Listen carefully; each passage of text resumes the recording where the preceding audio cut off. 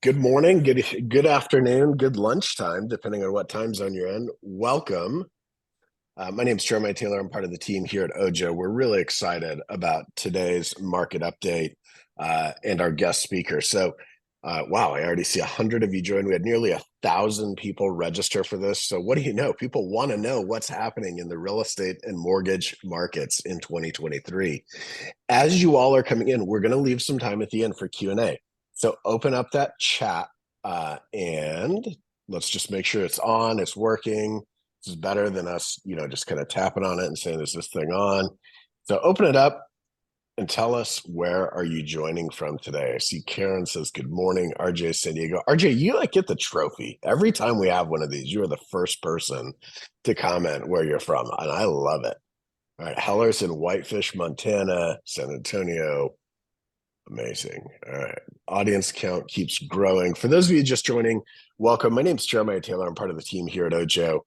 We're very excited for this market update today. Great job joining early because we had nearly 1,000 people register. So this is going to be tremendously valuable for you and your businesses.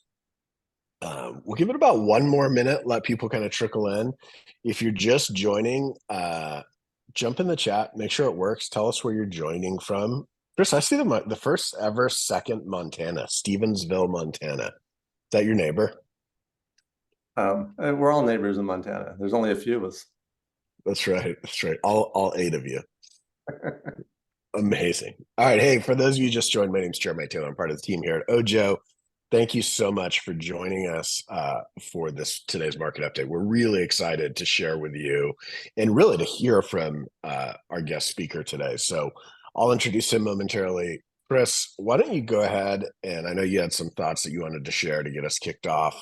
I'll let you do that. I'll introduce Barry, and then we'll get off and going.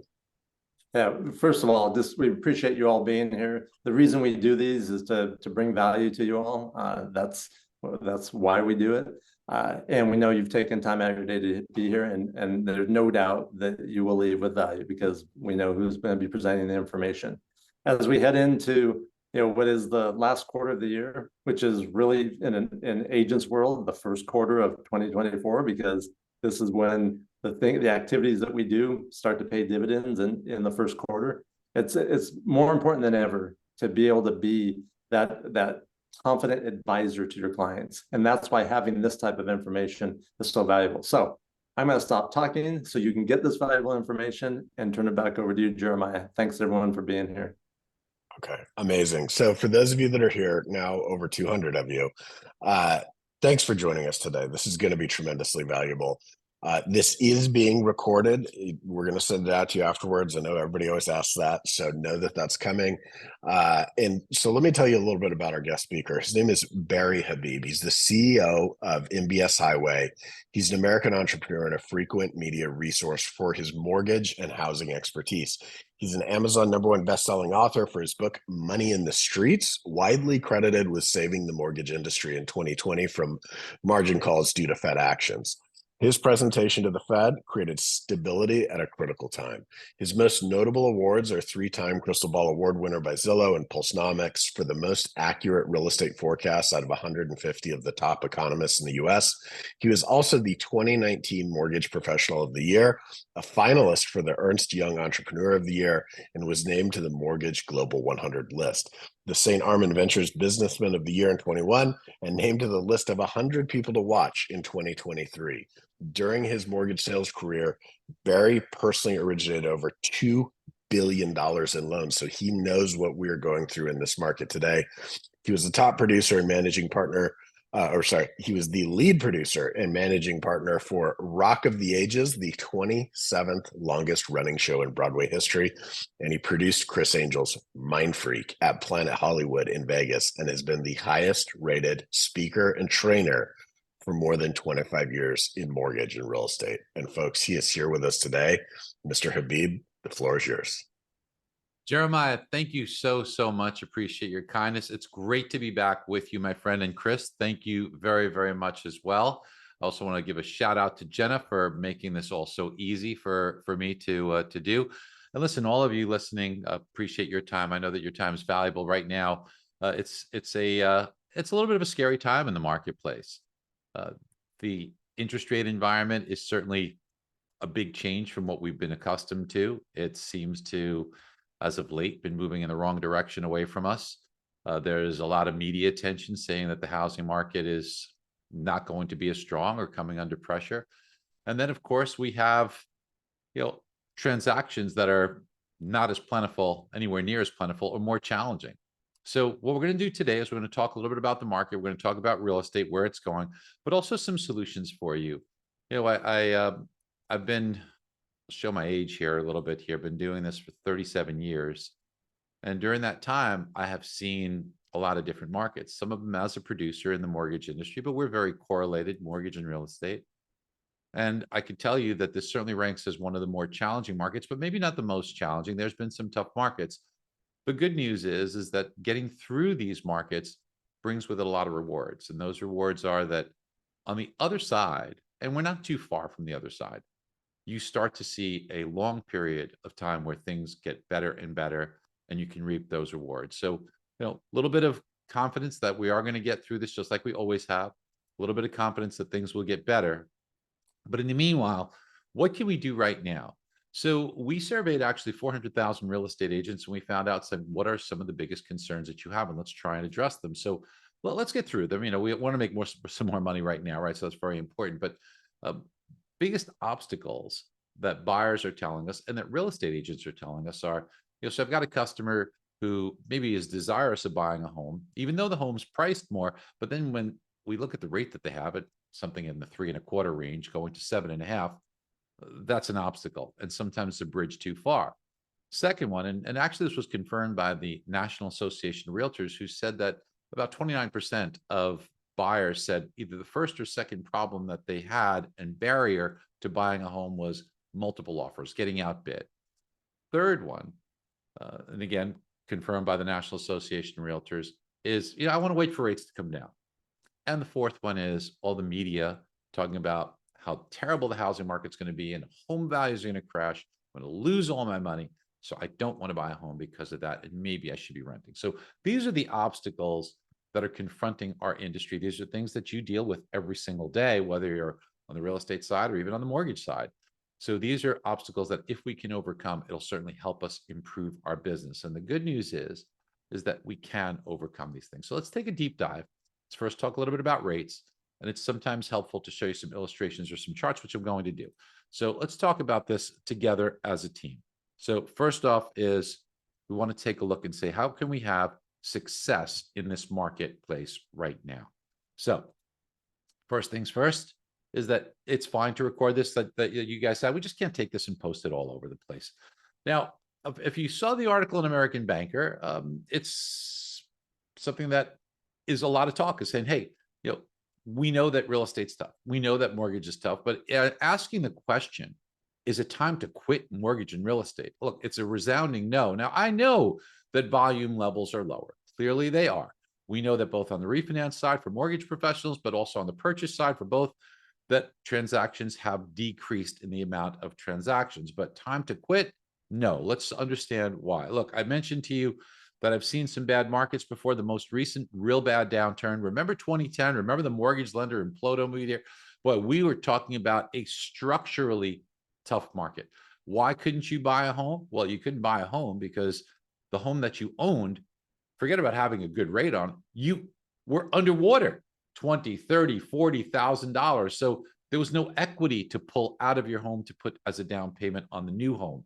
In addition to that, people were having negative time adjustments on appraisals. I don't know if some of you remember that, but you get a buyer, they're willing to buy the home, but now they've got to put more money down because even though it appraised currently, the appraisers were putting negative time adjustments. 25% of homes were underwater. Now, look, we're not in that type of position. In fact, the real estate market is exceptionally healthy and vibrant and strong from a price perspective, from an equity perspective. It's never been better, but we have a rate problem. And that's what can be fixed. And it can be fixed a lot more than an equity problem. So while this was terrible, and while the market right now sure is challenging, it could be fixed a lot easier than 2010 was fixed. And if you remember, once that market was fixed, we experienced an exceptionally long, prosperous time. I'm sure that's what's going to happen here. So first things first, if the problem is mortgage rates, how do we get to lower mortgage rates? Well, we get to lower mortgage rates by making sure the Fed is happy with inflation. Now, mortgage rates have always followed inflation. Why? Because mortgage rates are a long-term bond that someone holds. Now, if you were holding a mortgage, you're getting fixed payments every month. So if inflation is moving higher or anticipated to move higher, before you take on the obligation of that mortgage, you want to think about what's the rate of inflation, because inflation is going to make prices go up. If inflation has risen, that means that prices will go up faster. So that fixed payment that I'm getting every month will lose value or buying power or erode more rapidly. Now, if inflation's low, well, then that buying power will remain intact better. So lower inflation, typically lower long-term rates like mortgage rates. Higher inflation and mortgage rates typically have to go up. And through almost all of history, that's exactly what's happened. And if we take a look at the last several years, you could see this. Now, the line that you see on the bottom here, this line that's kind of in the pink color, that's inflation. The blue line on the left here that you see, those are 30-year fixed rate mortgages. Now, notice what happens. Inflation moves up, so what do mortgage rates do? They go up. Well, inflation comes down, what do mortgage rates do? They go down. Inflation goes sideways, mortgage rates go sideways. And then you get this QE period where things were a bit distorted. But we come out of QE, the Fed creates all this inflation along with the government spending, and inflation goes up. So what do mortgage rates do? They go up. Then inflation subsides a little bit here, and so do mortgage rates. Well, inflation goes up, so do mortgage rates. Inflation comes down, so do mortgage rates. Hey, man, this is kind of like having tomorrow's newspaper. And for most of history, it was, until something very peculiar happened a few months back. I'll tell you what, I was full admission here. Beginning of the year, we thought inflation was going to come down. Now, we happen to be right. When inflation was at 9%, we said, hey, by the summer of 2023, and we even nailed it. We said June of 2023, we see inflation around 3%. Well, guess what? It came down to exactly 3%. But because we thought that inflation was going to come down, we thought mortgage rates would follow. I said mortgage rates should be below 6%, in the 5s. But boy, was I wrong. Because even though inflation came down exactly where we thought it would, mortgage rates went in the opposite direction. So what the heck happened here? What went wrong? Why did we see a divergence from what we had been accustomed to all throughout history? And the reason? Well, reason number one was money flew out of bank deposits. Now, the Fed had hiked rates so much, they gave depositors an alternative. Right now in the United States, if you put your money in a bank deposit, you're getting about 0.5%. But if you simply moved it to a money market, today you're getting over 5%. So we've seen money come out of banks and into money markets. See, these are the money market accounts. You can see them going up as deposits are fleeing. So why is that important to us? Well, because when a bank holds your money on deposit, they take that money of yours and they invest it in things like car loans or personal loans or business loans. Well, by doing so, they get a very nice rate of return. They pay you 0.5%, and they make 5, 6, 7, 8, 9, 10%.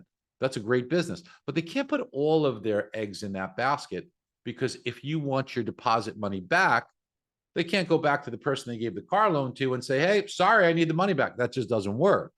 So they put some of their money in those loans, but they also put some of it in things like mortgage-backed securities, which give them a higher rate than they're paying the depositor. But those mortgage bonds, what they do is they're very liquid. They're a bond that they could sell. And as the deposit money started to flee, banks had to sell those mortgage-backed securities. And that selling caused mortgage rates to rise.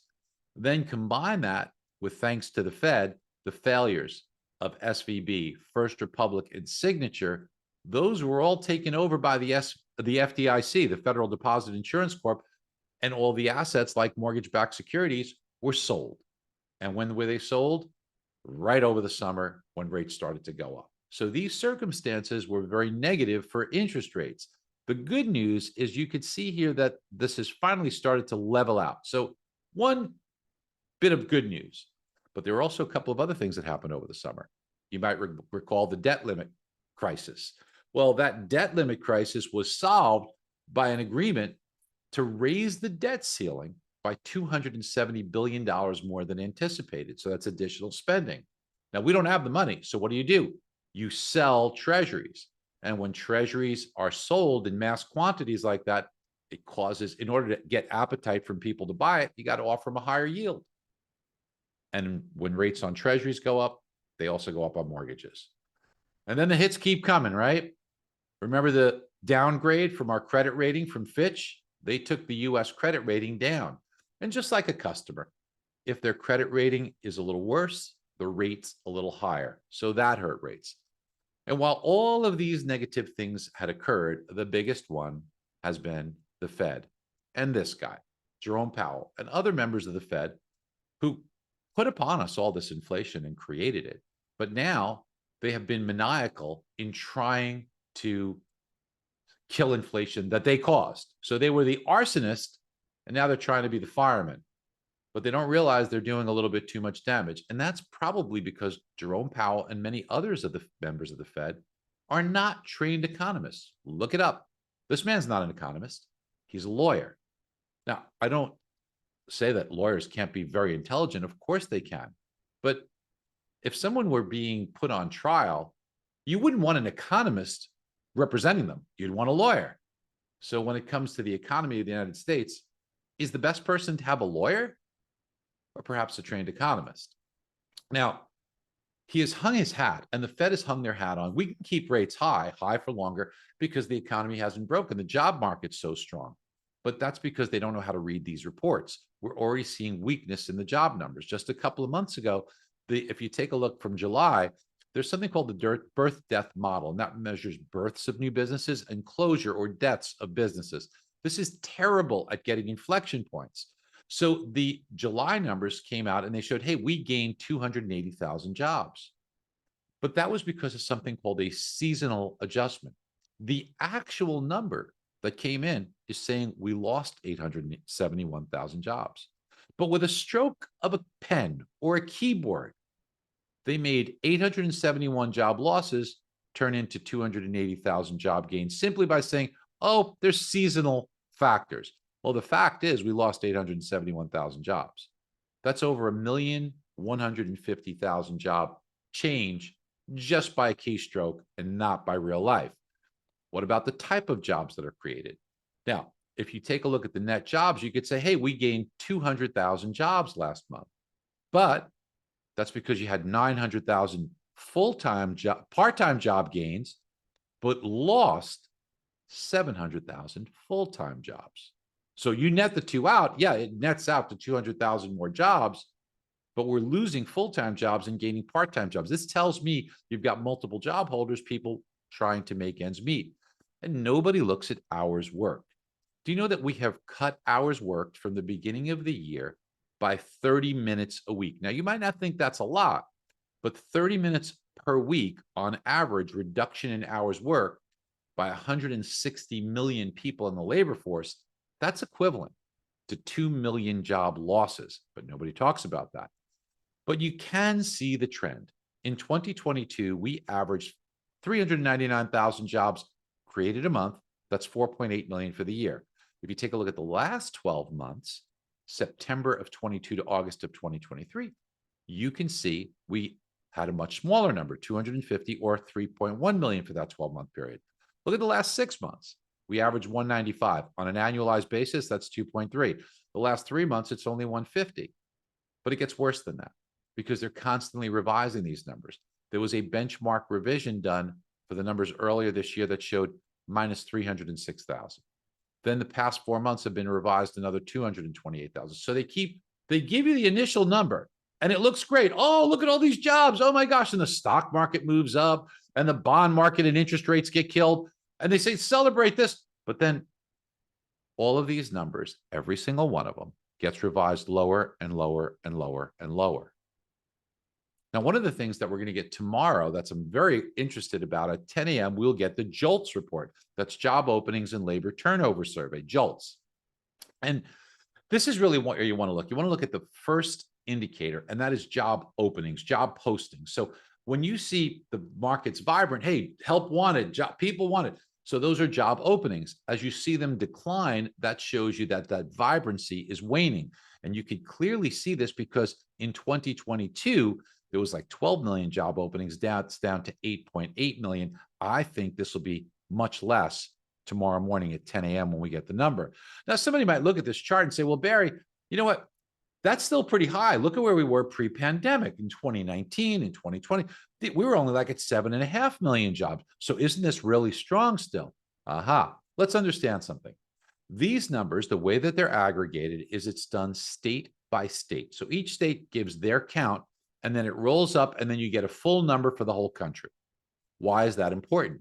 Well, before the pandemic, how did we used to work? We used to go to the office.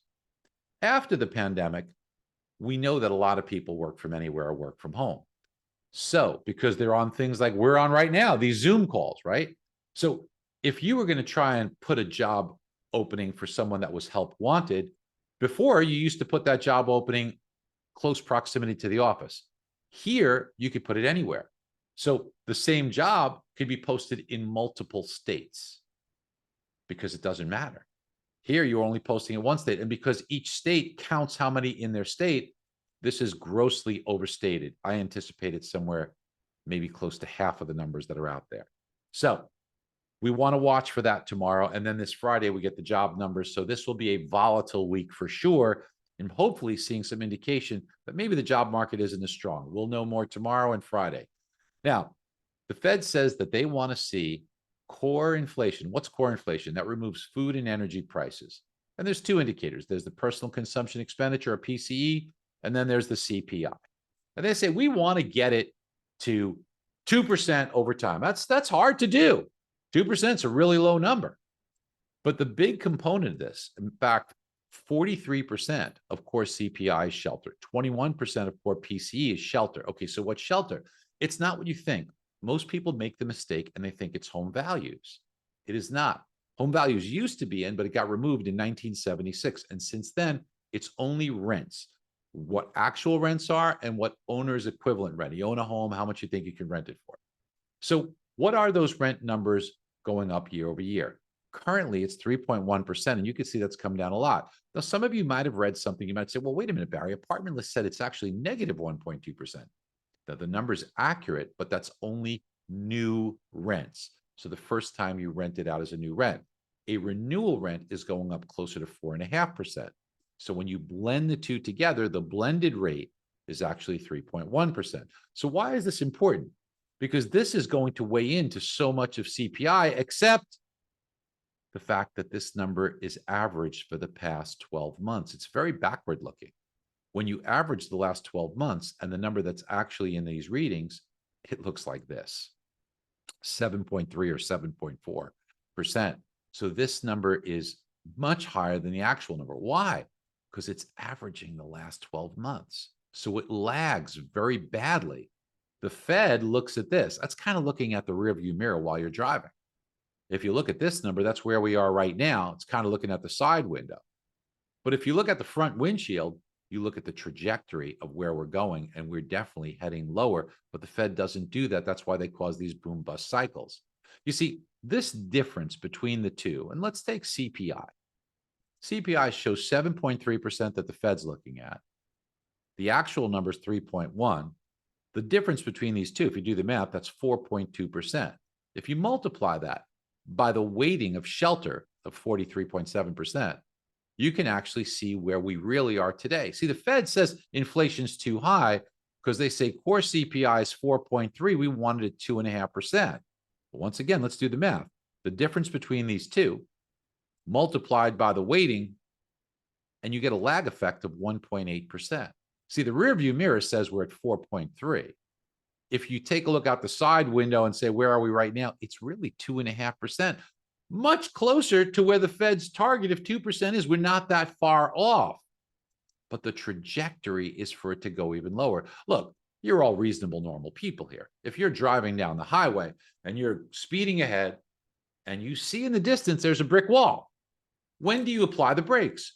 You apply the brakes way before you hit that brick wall, right? Well, if that brick wall is 2%, before you get to 2%, you should stop hiking rates. You should actually start maybe cutting rates and putting the brakes on. But no, not the Fed. You see, the Fed waits till you hit the brick wall and crash, and then they make the changes. Let's show you exactly what they did not too long ago. Do you guys remember in 2021, Janet Yellen's out there saying, we got to go big with quantitative easing. Jerome Powell saying, we're not even thinking about raising rates. All the Fed members, we need more inflation. Why? Because back in 2021, this is just 2 years ago, folks, they were saying inflation's too low. We need more. Because when they looked at this heavy weight of rents and shelter, it was only showing it going up 2.5%. That's because it averages the last 12 months. But if they looked out the side window, if they looked at the blue line, which they should be looking at today, rents were already going up at 8%. Now, if they looked at the front windshield and looked ahead, look at the trajectory of where they were going, then they would have started hiking rates in 2021. They would have stopped QE in 2021. Remember, they kept QE going until March of 2022. See, if they would have stopped a year earlier, we never would have had the inflation. We never would have these high rates that we have now. We wouldn't have all these issues and the banking crisis and the Fitch down. We wouldn't have any of that if the Fed would have just done what it was supposed to do. But that's what you get when you have lawyers instead of economists looking at it, because they should be looking at this, but they're looking at this. They're doing it again. They should have been looking at this, but they looked at this. Now, that's caused a phenomenon in what's going on. The line up top in pink, that's 30-year fixed rate mortgages. The blue line on the bottom is 10-year Treasury yield. The U.S. 10-year Treasury yield and mortgage rates have traded similarly for the past 35 years, where the 10-year Treasury was at a rate about 2% below mortgage rates. So mortgage rates are about 2% higher than the 10-year Treasury. Look, somewhere between 1 3/4 and 2. It's not exact, but you can see the chart for 35 years. It's pretty darn close, right? Until now. What has happened? Instead of 2% above the 10-year, it is now 3% above the 10-year. Whoa, why did that happen? It's because the Fed has caused the Fed funds rate to rise so much. They've risen it above the 10-year Treasury. So now 30-year fixed rate mortgages aren't 2% above the 10-year Treasury. They're 2% above the Fed funds rate. Let's take a look at that. This is something that has happened only 5 times in the past 40 years, where the pink line on the bottom, the Fed, has caused rates to rise so much. Now, remember, the Fed funds rate, that's a short-term rate. That's an overnight lending rate. The 10-year Treasury, well, the 10-year Treasury, I'm going to tie my money up for 10 years. So I deserve a better return. And you usually do for most of the time. But in rare instances, the Fed goes so crazy that they jack rates up above the 10-year Treasury. What historically has happened after that happens? When this occurs, this gray area, shaded area, is recession. And then the Fed is forced to backpedal and say, oh, we went too far. And here they took the Fed funds rate from 10 to 3. Well, the 10-year Treasury followed. The second time they did it, similar. Fed went too far. They brought the Fed funds rate above the 10-year Treasury, and then they had to cut. And the 10-year Treasury followed. Third instance, similar thing. And notice right after they did it, recession. Here again, recession, and rates had to drop. Here's where we are today. But what's interesting about this is the largest spread that we have ever seen in history. So let's apply mortgage rates to this. Same chart. Here's the first instance. What did mortgage rates do? Went from 11 to 7.5. The second time, they went from 8.5 to 5.5. The third time, 7 to 4.5. Here, 3.5 to 2.5. And here's where we are now. Where will we head? I think there's good news on the horizon. I think we are going to see mortgage rates drop, the 10-year drop. And even though the Fed says they're not going to cut rates for a while, it's going to happen sooner than we think. And there is a short position in the 10-year Treasury of $600 billion. That means people, hedge funds, they're betting that the 10-year Treasury price will get worse and yields will go up. Why is that important for us? Because if you want to make money in a stock, you buy the stock, you think, oh, it's going to go up. I want to buy the stock. But what if you think the stock price is going to go down? How do you make money? Well, you don't want to buy it. You want to sell it, but you don't have it. So how do you sell what you don't have? You borrow shares. You pay interest on borrowing it. So you borrow those shares. Now, remember, you have to give them back. You have to replace them. So you're literally short those shares. That's why this is called shorting. You sell the shares you don't have, and that's what hedge funds have done to a record 600 billion. But remember, they're short those shares. They have to eventually buy them back. So if we see a couple of bad job reports, if we see the Fed flinch and say they're going to start cutting, you will see a big move in the opposite direction quickly, just like you've seen in the past, where you could see rates drop pretty quickly. So I want to give you hope that that's going to happen. So how do we talk to our customers today who are reluctant to give up their low rate and move up? How do we talk about to people who say that there's a hesitancy to pay over asking price or waiting for rates to come down or afraid of the housing bubble? Let's take one at a time. Where are we today? The top chart shows you the savings rate. The savings rate in the United States pre-pandemic was 10%. Then you got stimulus 1, stimulus 2, stimulus 3. But since then, we have spent all that money and more. We have drained our savings from a savings rate of 3%, 10% to 3%. At the same time, let's look at credit cards. Pre-pandemic, we were jacking up our credit cards pretty darn good. But then we had the pandemic and we got this big stimulus check. And while the economy was shut down, we took the money out of savings from stimulus and we paid down our credit cards. Now, that's a good thing. But since then, we've been jacking up our credit cards and we surpassed the previous all-time high in a big way. In fact, we are now well above $1 trillion to a new all-time high in credit card debt. But it gets worse. We used to pay 14%. Today, we're paying 25% interest on average. 25%. Look, if I told you folks, hey, I've got a great investment that's a guaranteed rate of 25% rate of return, you might say, well, that's wonderful. Let me put as much money as I could in it. Well, people who owe credit card balances, they will get a benefit of 25%. If you don't have to pay it, it's like making it. All you got to do is pay down their credit cards, but they're not paying them down. They're increasing the balances. It tells you that the consumer is under stress. And just starting this week, student loan payments are coming back. Now, unpaid credit card balances are up 16% in the past year, and they're up $270 billion from where they were a year. The average balance on a credit card is now $8,000 per card. And how many cards do your clients have? 5, 6, 7 versus $4,000 per card. Overall delinquencies are up 50%. Seriously, delinquencies for those under age 40, 9% of their credit card balances are 90 days delinquent or more. And with student loans, 30% of people under 40 have student loans. How about car payments? Average new car is $48,000 with a payment of $1,044. Home equity lines are 9%. So people are under stress. So what do? You can consolidate these debts. Let me show you how. So you've got a customer and they come in, they've got equity in their home. That's the benefit. Back in 2008, the average loan to value was 81%. People only had 19% equity. Today, a home's value is 52% equity and 42% mortgage. The average equity in a home is $250,000. Think about that. Lots of equity. So customer says, I've got a 3% rate, 3.25% rate. Well, maybe you have a 3.25% rate on your mortgage, but if you take into consideration your car loans, your credit cards, your blended rate is probably well over 4, well over 5, maybe over 6, maybe over 7. So you only have a 3.25% rate on your mortgage, but you've got all these other debts. So if you take a real case study, clients got a rate of 3.25 on their first mortgage, but today's rate, maybe it's like 7.25, and they're hesitant to buy the new home. Why?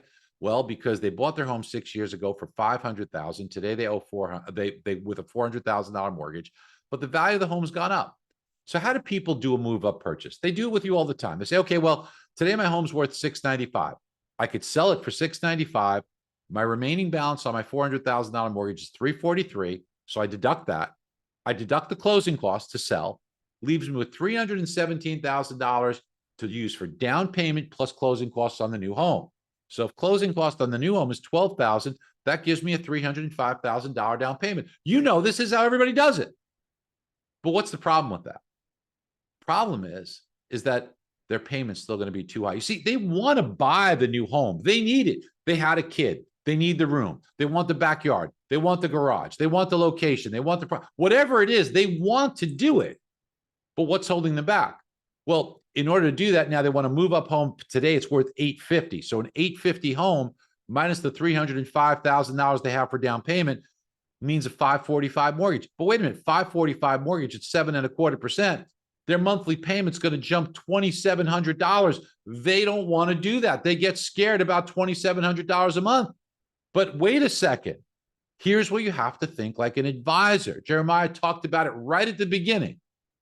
This is a 64 loan to value or 36% down. That's how everybody does it. Say, Mr. and Mrs. Client, wait a second.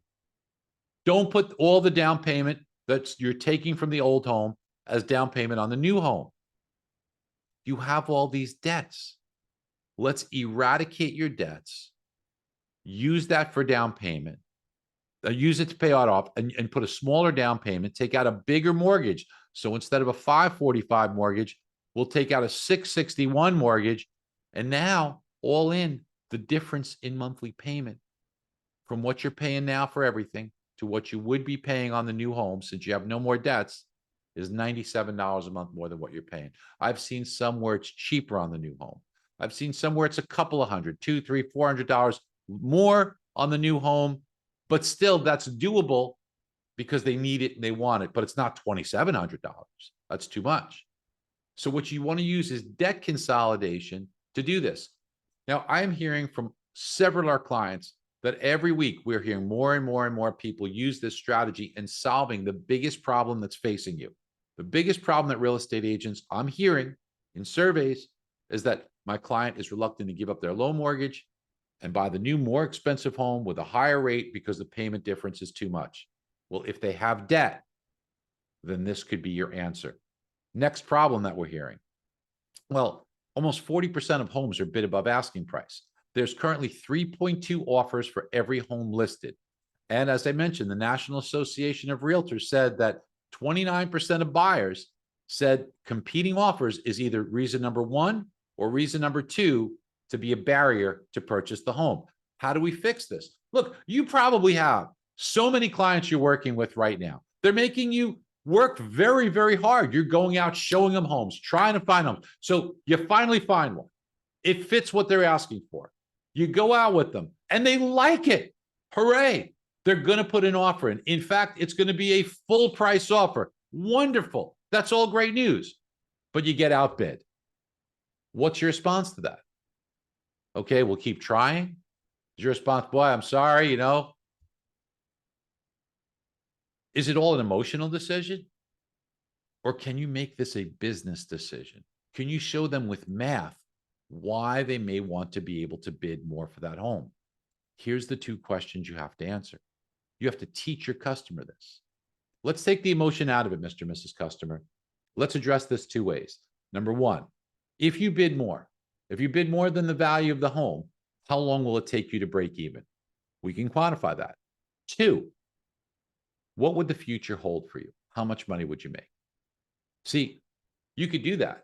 You could go to any area and you could actually pull up an AVM for that zip code and for that home, and you could see what the current estimated value is. And let's say it's listed at that.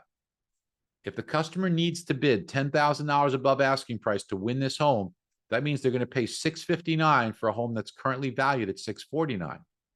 How long will it take you to break even? Well, because we have appreciation for every single zip code forecasted, we could tell you in this particular example, it would take 5 months to break even.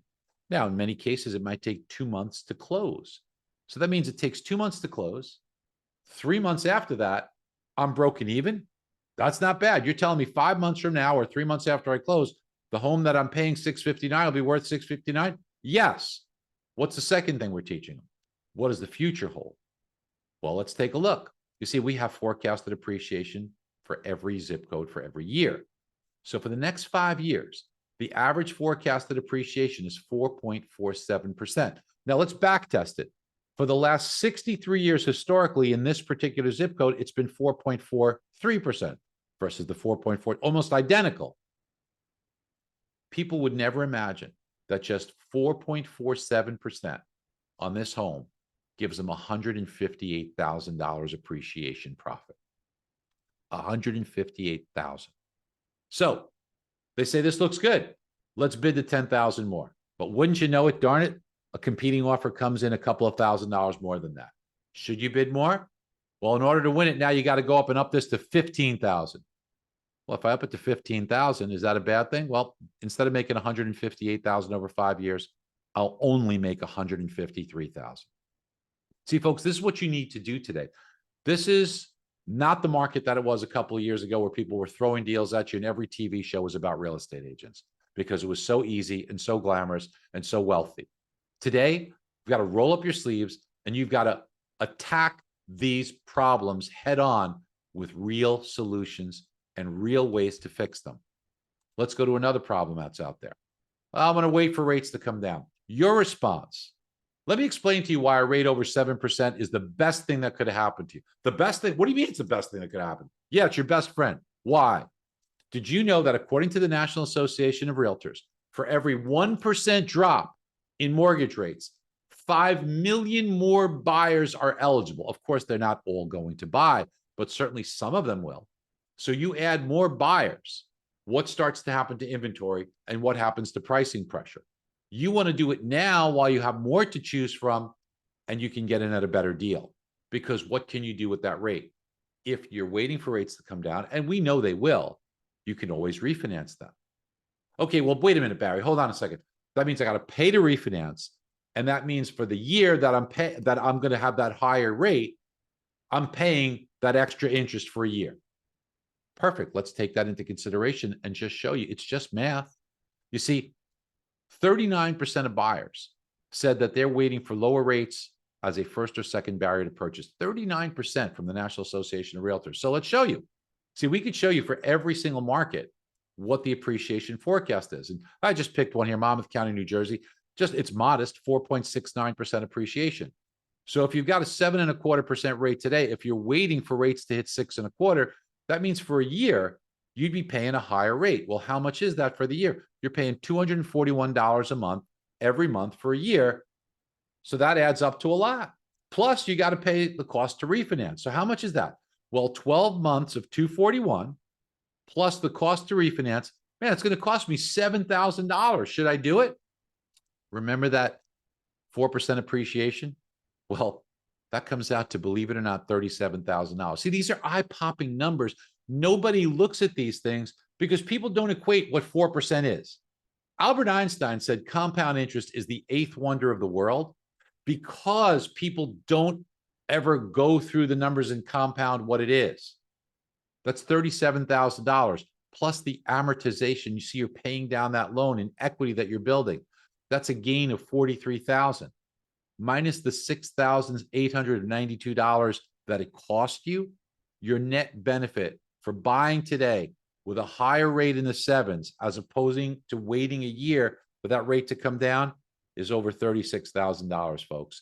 That's why that 7.25% rate or 7.5% or whatever it is your best friend, because not only do you make this money, but you have more choices of what to buy.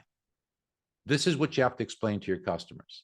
What's the next problem? Well, real estate value is going down. The market's going to crash. Oh, really? Did you know that by every single metric, every way to measure appreciation, home values are at an all-time high? This is the most up-to-date data. Case-Shiller is saying we're going to have 5% appreciation in 2023. FHFA says 7. CoreLogic says 9. Black Knight says 8. Zillow says 7. But this is the yellow denotes when we hit an all-time high. So we are at all-time highs in real estate everywhere. Prices are going up, not down. Now, people make all kinds of comments saying the market's going to crash, and they say, well, look at 2007. Well, let's look at 2007. There were 4 million units in inventory in 2007. You know how many are today? 1.1 million. But it's even more important when you look at population. You see, in 2007, when there were 4 million units in inventory, the United States population was 301 million people. Today, that population has grown to 335 million. So that's 34 million people at the same time that there's 3 million fewer units. 34 million people, 3 million fewer units. No wonder why prices are rising and inventory is tight. Now, everybody worries about what happened in the market over the past couple of years. They say home prices have gone up so much. They got up so much. They got up. Well, listen, home prices in 2020 went up 10%. In 2021, they went up 19%. Yeah, they did go up a lot. Now, in 2022, when everybody was forecasting a bubble, and I remember telling you, don't believe it, I forecasted prices to go up 5.5% in 2022. They went up at 6%. So we were dead on. We said it has happened before. See, take a look back here. Forget about 40%, okay? What about this period of time? Prices went up 118% in 6 years. If you waited for a crash, you waited 59 years. You see, in the last 81 years, home values in green have gone up 75 of those years and down 6. One of them was less than 1%. And on its way up, look at these periods of time. They went up here another 93%. Look at the price gains here. Now, it is true that the real estate market did suffer right here during the housing bubble. But what is the difference between this period of time and where we are today? Well, it's so funny to me that everybody worries about this and ignores this. Isn't that crazy? But the differences here is number one, I explained to you, we had all that inventory compared to today. Number two, we look at household formations versus completions. Household formations in blue, these are people forming households. In gold, you have builders putting up more homes than people were forming households. For the last several years, there's been much more households being formed than builders putting up homes. And in 2023, you could have 2.1 million households formed, builders putting up 1.4 million homes. That's why you have very little inventory and prices continuing to rise. Plus, what were the lending standards back here? You remember it. Can you fog up a mirror? You're approved for a mortgage, as opposed to today where you have really strong lending standards. And when you take a look at that 1.1 million that's available in inventory, yes, that's true, but the market's so hot that 40% of these are already under contract. So that leaves us with just 669,000 units in active listing inventory. That's less than half of what it has been pre-pandemic. That's why you're experiencing tight inventory, and that's why prices will be supported. So last year we said 5.5, it came in 6. This year we're looking at 6.8% appreciation. Your client needs to get on that. Now, listen, I know that we thought rates would go down. They didn't, but we nailed it on inflation and we nailed it on housing. And even in John Malden's piece that goes out to the top economists, 2 million people readership, he said housing is a lot stronger than anybody would have thought it would be. Well, other than Barry Habib, we were the only ones who kind of got that right. And one of the things you might want to consider is getting on with your own show on CNBC or on other networks. And you could do that through Financing the American Dream. I have nothing to do with this. It's not a pitch for us, but I do the opening segment and I talk to realtors and mortgage professionals who have their territory. Think about it as a realtor. You could say, hey, I can get you more exposure on your listing, get you the best price because I could feature it on CNBC in my segment. That might get you some more listings, having the respect and the exposure. Now, you have to see if your market is available, and they also charge you something for it. I have no idea what it is per market or what they charge, but it is worth it for you to investigate. I strongly suggest, because I talk to realtors and this works and it's getting them business, but this is something you may want to do. Just take that QR code with your phone. Okay. Now, what would I be doing if I'm talking to customers right now? If I were going out a listing appointment or talking to a client, I would say, hey, let me pull an AVM because this has all of the homes in your marketplace, everyone in the neighborhood and the subject property, which helps me zero in on a better price for you. Plus, it does all the comps for you to save the time and the dynamic map and gives you a neighborhood market report, which obviously makes you look a lot more professional than your competition. And I present a real estate report card, which shows you how much money you're going to make on this home, historical and forecasted appreciations, what the incomes are, what the affordability is, what the job picture looks like here, and what the demographics are, as well as the renter homeowner situation. Plus, this shows you homes being built, what it looks like for listings for the current month, and how much inventory is coming on the market. These are things that you may want to consider. And I think it's great, you know, in the book, The Art of War by Sun Tzu, every battle is won or lost before it's ever fought. So are you going to your listing appointment with these types of reports for buy versus rent, with an AVM, with a real estate report card, with an appreciation report that shows up if you're doing that, I think you should have a lot better chance of saying, this is how I'm going to market your home.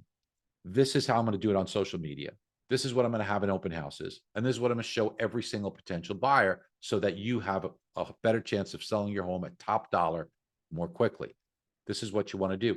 And by the way, are you using video messaging? It's so easy. This is a great video messaging tool. There are others that are out there that charge you $60 a month. No, we have that for you here that you could use. Now, if everything you saw on here, if you like all this stuff, Ojo has an incredible deal. There's an all access for MBS Highway, which is $2,000 a year or $200 a month. But there's a 75% discount for Ojo. If you want to sign up for it, just email Sasha at MBS Highway. It's $49.95 a month or $4.99 for the year, which brings it to like $41 a month. It's ridiculously inexpensive. Remember, I started with that article from American Bankers. Is it time to quit mortgage? Is it time to quit real estate? The answer is a resounding no. Everything in that article was true, but I didn't tell you one little tidbit. This article, it was written in 2014. Yeah, the market today is a lot like it was in 2014, and people were leaving the industry. If you left in 2014, if you left after those difficult times and reading this article, and you said maybe it is time to quit, then you missed the greatest 8-year run in the history of the industry. I don't know what the future holds, but I know it's going to be a lot better. And I know you should have confidence and faith. And don't you dare think about quitting or giving up. This is the time for you to be more resilient and dig in because the opportunities are ahead of you. Now, if you'd like to stay in touch with me, I am Barry Habib is my Instagram. Now, I give you this because I create lots of videos. I don't sell real estate. I don't do mortgages. I create these for you guys. You could swipe it and you could do your own like it. These reels that I put up there show all of these points in real estate that you should share with your customers. You should put on your social media and just copy it if you want to copy it and just do it for yourself. So just go ahead and connect with me at I am Barry Habib on Instagram, and you could use all those videos that I put up there for yourself. So guys, this leaves us a little bit of time for what I would hope would be some wonderful question and answer. So it's the first chance I'm getting to look at these right now. And I'm looking through these. I see if you have any questions. Seems that buyers are waiting. See waiting as a safer action, giving the negative news. And we address some of that. We'll be getting a copy of the recording. I believe that, Jeremiah, you said this recording is taking place. And you've already answered that. Okay. Then we've got Whoop, which is great. I love that. So the Fed repeated the same mistake in 2008. They failed to raise rates until it was too late. You're absolutely right. That is correct, Guy. And they recently did it in 2021 as well. Yes, they need to pay off debts. Kelly, you're correct. What if the move up buyer doesn't have other debts to consolidate? Todd, that's a great point. This strategy that we illustrated today for them would not be applicable. Most people do have debt, but not everyone does. So that's not a silver bullet answer for everybody, but for those who have debt, who likely have equity, this is a wonderful solution for many of the clients who do. But great question, Todd. Great point. Ravi says, have you seen owners using their home as a piggy bank to accumulate greater debts on cars, appliances? Yeah, we have certainly seen that. And that's why they have that equity. It's trapped in their home. You know, if you've got credit cards, you're paying 25%. Why wouldn't you free up that equity in your home and pay off those credit cards and then get the new one? And then Mary says the house has to appraise for the sales price. Yes, it does. But because of the strength in the housing market, we are seeing those comps come in. And remember, if you're talking about a bid over ask, that's roughly, in the previous example, we showed 1% to 2% greater. Almost all the appraisals are coming in for that. That's great. And thank you for the, Jonathan, the great stuff, as well as George. Thank you, thank you, thank you. And Doug, yes, that was the year became a realtor, and you've seen some good times then. Can you show the book once more, please? Yes, I would love to. It's actually behind me, Money in the Streets. But let me show you that slide one more time. And there it is. Money in the Streets is the #1 bestseller that I was able to, thanks to you guys, make a #1 bestseller. And right, it is really about finding opportunity that is out there everywhere. It's a really good feel-good book, but it is really a playbook for life. A lot of lessons learned that I share, and people really do seem to enjoy it. And here is the QR code, or you could just go to I am Barry Habib if you want any of those reels on Instagram. Let's take a quick look on this right here to see if I missed any. And Lots of great info. Can we get the email to sign up for MBS again? Sasha@mbshighway.com. SASHA, Sasha@mbshighway.com. And can we get a copy of the slides? Jennifer, in MBS Highway are a lot of these slides there, but those are for MBS Highway. And Shannon, thank you. George, thank you. Where do I get AMB? Not sure about that one, George, where AMB is. Steve, thank you. And Patricia, thank you. Jeremiah put up the Sasha at MBS Highway, and you are correct. We'll email it out as well. And 3 takeaways that Sarah is putting on there. Continue providing valuable market updates. Yes, you are correct. And thank you very much for doing that. And great information, great information, great information. Problem with paying off debt, they'll keep spending and back up in debt. So Gary, here's the thing. I understand what you're saying, but that would be like a doctor telling a patient, you know what, you shouldn't quit smoking because you'll only go back to it. You shouldn't lose weight because you'll only might put weight back. Look, you want to give people a fighting chance and you want to improve it.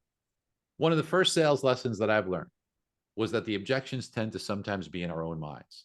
So what we should be able to do is show our customers what's best for them and what's good for them and what will help them. Hopefully they'll take that lead and go forward, but sometimes they don't always do that. AVM. Yes, the AVM, that's in MBS Highway where you have an AVM. You could pull up any property and get an instant appraisal on it just by doing that. That's very good. And a lot of thank yous. And thank you, thank you, thank you. It's AVM. It's Alpha Victor. It's automated valuation model is what it stands for. Knowing that homeowners are only selling if they're a major life change or a 3% interest rate, are willing to sell. What's the conversation we'll be having? Well, we talked about that guy as far as using that debt consolidation to do that. Thank you, Phyllis. Thank you, Jenner. If we have some additional questions in Q&A, thank you for pointing that out. I'll make sure I get to that. Remember to vote next November, Fritz. Yes, always important to vote. I know there's a lot. Thank you for the great information. You guys are so sweet and nice. I love you guys. Thank you. What do you all get with it? Everything you've seen and so much more. You guys will like it very, very much. Anticipation of interest rates going down. Would it be safe to assume housing prices will go up again? Yes, we do have a forecast for prices to rise next year, and a lot of thank yous that I am seeing, and I am greatly appreciative for that. Let's take a quick look at the ones in Q&A. How do you see the market at the end of the year? We did cover that, Esmeralda. I know you put that out earlier. What if the buyer does not have car loans or minimum credit cards? We talked about that. Yes, that strategy would not work for them. Do you see a recession next year? I sure do, Luis. And how does the commercial market affect residential? They are separate. I am not as favorable looking on the commercial market, Luis. And the reason before that, because that is, before the pandemic, people were typically working at the office, and now there's less need for office space. But that is at the same time that, remember, the great thing about the residential real estate market is you have 30-year fixed rate mortgages. Almost every single commercial transaction, virtually 99.9% of them, are all adjustables. So as those adjust, now they might be 1 year, 3 year, 5 year adjustables, but as they adjust, the payments are going to be significantly higher because of what the Fed did. When that occurs, it puts a lot of pressure on owners of commercial properties because A, their payments are gone up, and B, their receivables have gone down because of less demand for their space. So it is not going to be an easy one for the commercial market. Let's pray for them. Let's hope that does well. Thank you. So informative. Gosh, thank you, Tiffany. You are extraordinarily kind. So Jeremiah and Jenna, anything else, or Mike, anything else from you guys before we wrap up? And we are dead on time, guys. I love that. Yeah, Barry, you crushed it. I just followed you on Instagram. I don't know how I didn't already follow you. So for those of you that don't, make sure you go follow Barry. Really appreciate it. Cannot express our gratitude enough for what you do for us here. Agents, you're getting the hearts, you're getting the thumbs up, the claps, everything. Obviously, emailing Sasha and getting on board for MBS Highway. What else can agents do to support and follow you? Anything else? Well, look, I'm here to support. I'm supporting you guys. That's what I'm trying to do. So you'll see out there, I'm constantly putting out videos to try and help you bring your points home.